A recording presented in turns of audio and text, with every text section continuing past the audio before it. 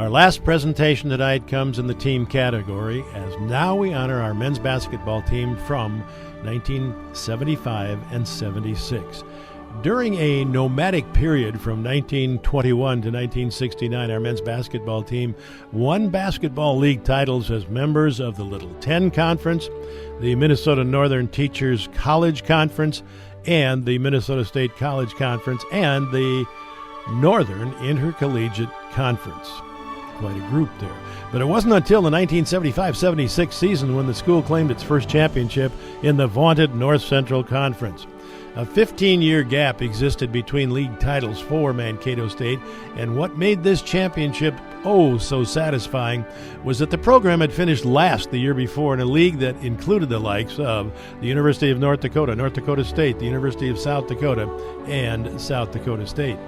This team had a lot of weapons, said Jim Ruda, an MSU student at the time who went on to become the sports editor of the Mankato Free Press.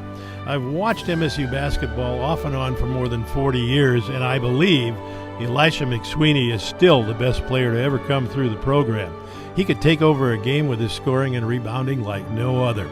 Gene Glynn could score and play defense, but his real strength was managing the game from his point guard position. Doug Probst was an extremely accurate long-range shooter, and to this day, Curt Clark is the most electrifying player I've seen at the Division II level. Even the depth was strong, with guys like Gil Williams and Bernie Miller who would blossom into multi-talented threats later in their careers. For pure excitement, the 75-76 team was as good as it gets. Mankato State went on to appear in the NCAA tournament, where it claimed a third-place regional finish.